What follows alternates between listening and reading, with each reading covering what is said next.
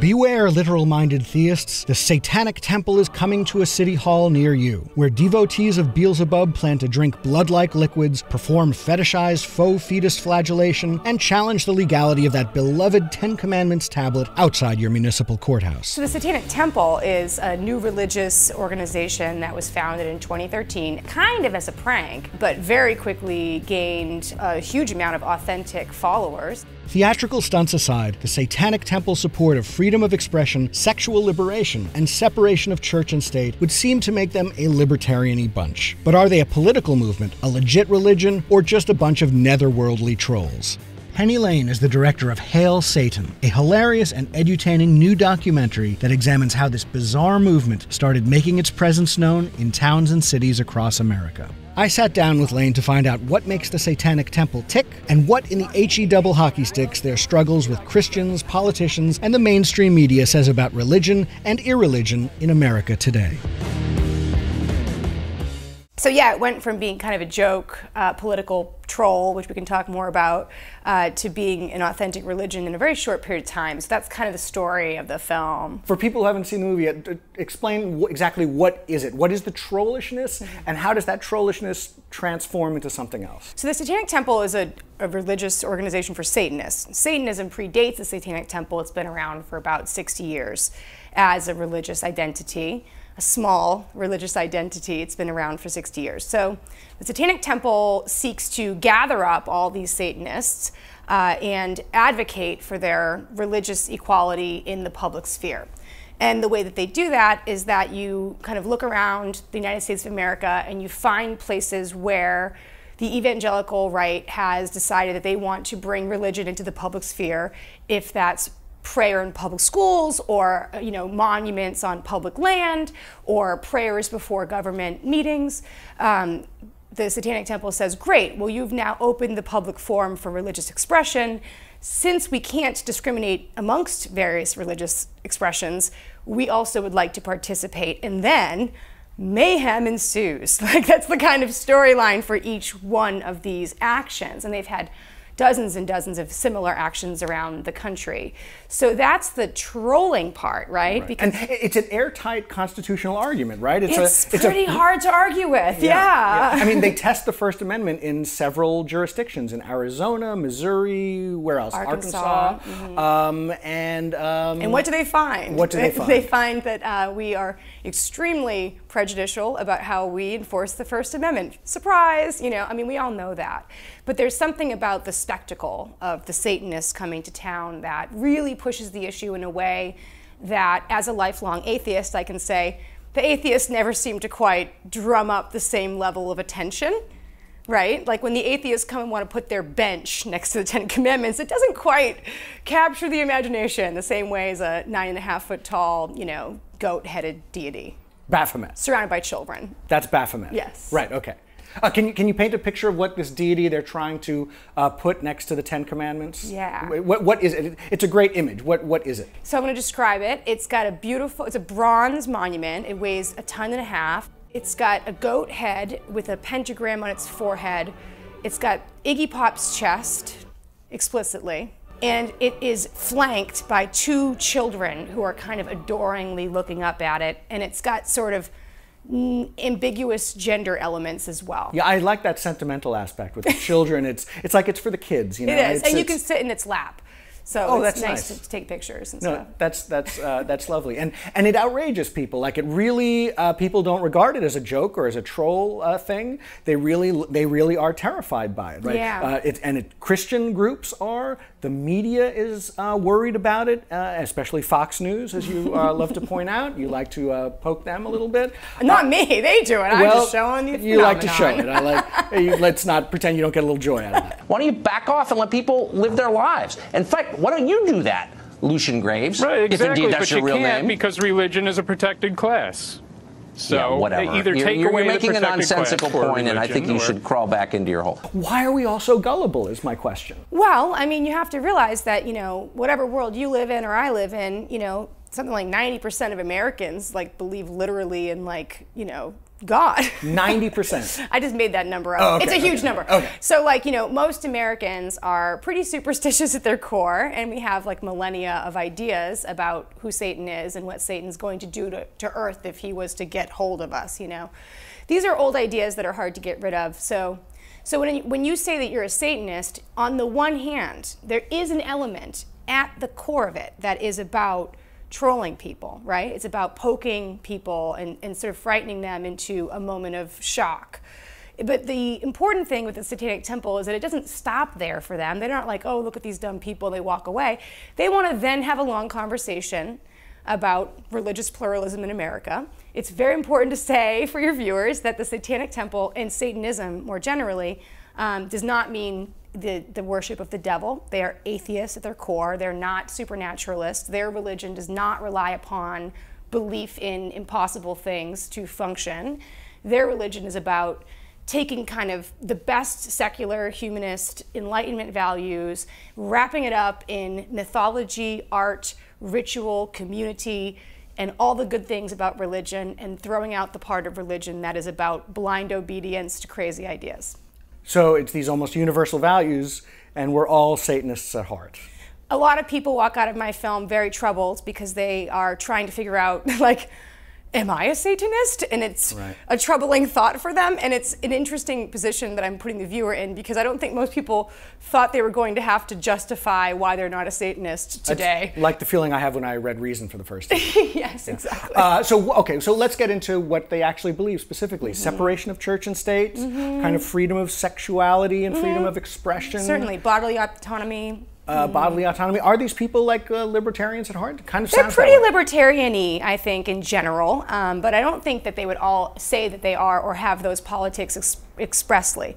They're not a political group. They're a religious organization, so you do find a range of political views within this religious organization, but when your religious tenets are about rebellion against authority, checking your beliefs against our best evidence, you know, sort of not discounting scientific fact as you form your beliefs, autonomy, freedom, liberty, yeah, you certainly see a large overlap with a libertarian point of view. Yeah, I don't see them giving big opinions about Bitcoin or banking standards. Yeah, that's not really their thing. Ending the Federal Reserve. Yeah, and they're not, because they're not, right? People want to say, like, is this a religion or is this a political group? And in fact, it's obviously a religion, because if it wasn't a religion, nothing that I'm saying makes any sense, right? So they are engaging in political activism because in America, religions engage in political activism. Like, get used to it. Like, no one says, is the Catholic Church really a political group because they engage in lobbying? It's like, well, no, they're Catholics and they're bringing their deeply held beliefs to bear on their political views. You know, it's the same with Satanists. And an organization that's sort of the shadow of the shadow side of Christianity, in a sense, actually appeals to a lot of Christians. You show in your documentary. I think so. What is the appeal there? Well, I think for a lot of the people that I met over the years doing this film, they were raised in a world where the fear of hell, the fear of the devil, was used as an abusive tool to keep them in line, to keep them obedient, and to keep them from questioning grown-ups, basically, when they were little children. And so for very, very many Satanists, you know, kind of embracing blasphemy, embracing the kind of destruction of the symbols that represent that religion that tyrannize them, is extremely liberating. The day that I graduated confirmation, you know, we're sitting in church and, you know, we're supposed to feel the Holy Spirit come in, and I'm just like, okay. So, you know, we look at their religious practice, some of their ritual practices, and we say, like, well, why are they doing all these offensive things? They're just trying to upset Catholics. And you're like, well, no, they're doing those things privately, so it obviously has nothing to do with what you think about it. It doesn't matter. And if you don't like it, you're probably not a Satanist. Don't worry, they're not trying to convert you. But for someone who feels this kind of last vestige of fear that they're going to go to hell if they say the words "Hail Satan" or like smash a cross, to do those things and to realize that lightning's not going to strike them down is a hugely cathartic experience, and it's very liberating for them. It's kind of amazing that that happens in adulthood for people. Yes, yes, it does. And I think I've met many people who didn't turn away from the faith they were raised in until middle age. It's not an exclusively adolescent phenomenon, although I would say most of the Satanists that I met did come to something like Satanism in their rebellious youth. And the ones who stick around are the ones who are actually really interested in the philosophy, you know, not like just annoying people. Another thing that really interested me about the film is that you see the transition in the beginning of the film from troll culture to, hey, maybe this is an actual religion, maybe we're actually starting to gain a following here. And there's more than a little implication that maybe this is how Christianity started? Yeah, or maybe all religions, really. I mean, there's kind of like a, you know, everyone's very annoyed by the new religion in town, aren't they? Like, they seem quite annoying to everyone. It's a competitor. Yes, it's a competitor, and they look at them and they're like, these are crazy ideas. How could they believe those things? You know, that's no surprise. It's just it's the 21st century, so we've got it all on YouTube clips. So it's easier to sort of see the way that transition occurred in front of our eyes, you know? But there's really no question in my mind at this point that when you ask, not you, but when one asks, you know, are they serious or are they joking? The answer is both.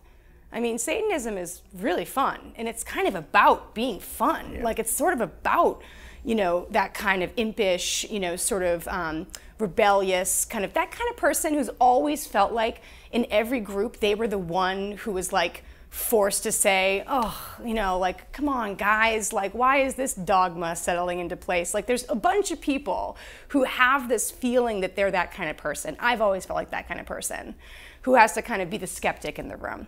So then having a religion where all those individual skeptics in the room get to like be together has been profoundly transformative for them, and also I think for culture, because they are really having an impact in the world, like it or not. I remember as a child in elementary school, I had to stand up with the rest of the class every morning and sing "God Bless America." And even as an atheist, as a young atheist, I remember thinking, this is like uncomfortable. This is weird, and I wish I had some sort of way to express my displeasure. Totally, and I felt the same way. You know, I mean, saying the Pledge of Allegiance every day in school and really chafing at the idea of saying "under God," but not having the courage to be like a huge pain in the ass, you know, and like make a big scene about it. Yeah, I mean, and sort of making that choice, because most of us say we want to stand up for what's right, stand up for what we believe in, but at the end of the day, what we really want is for our friends to like us and to get along.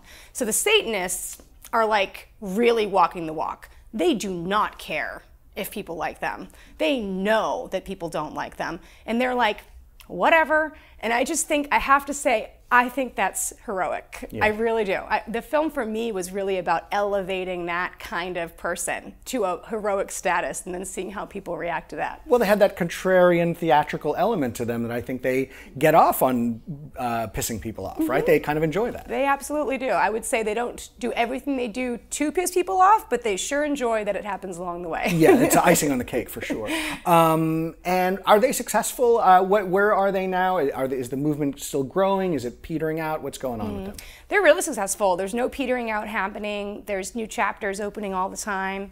There's in fact such a great demand for new chapters that the national organization had to kind of put a freeze on it, because they were like, we can't handle this paperwork. We're just people with day jobs and kids, and we're doing this nights and weekends. I mean, it has this way of looking very impressive, but it really is like rubber bands and volunteer effort at this point.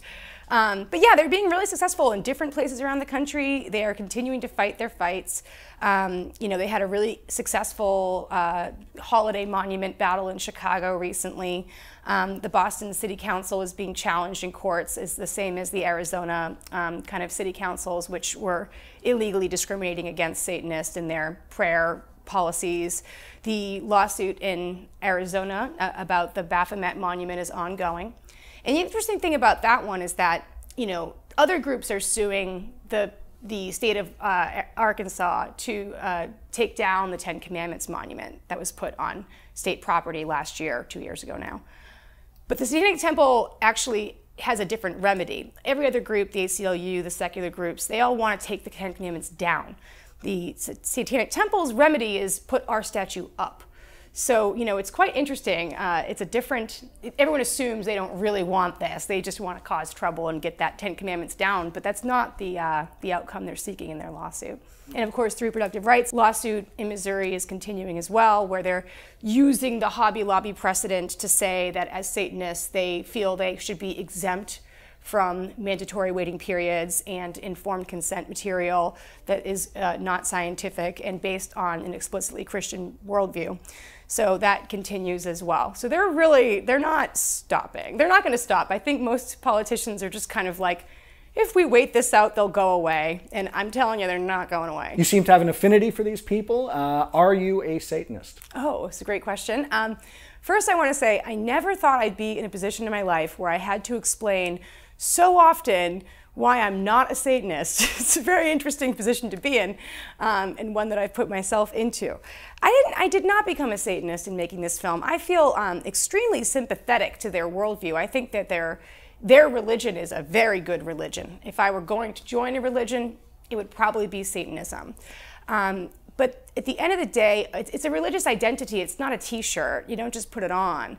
And it doesn't resonate within me. And I think it's because I was raised so completely a-religious. Like there was just nothing. Like I didn't have any religious education. So these symbols don't do much for me. Like, I don't care, like, you know, Satan doesn't do anything, God doesn't do anything, like, none of these images mean anything to me. So it doesn't have the resonance that it has for a real Satanist. A real Satanist would have an emotional reaction to the image of Satan, even while they know it's not a real guy. And I just don't. So I remain an unaffiliated, individualistic, lonely atheist. And on that note, I thank you very much. Thank you, this was fun. Yeah, Penny Lane, the director of a wonderful new film called Hail Satan, ? Coming out when? April 17th, across the country. April 17th across the country. See it, it's a lot of fun, it's a hoot. I'm Todd Cranen for Reason.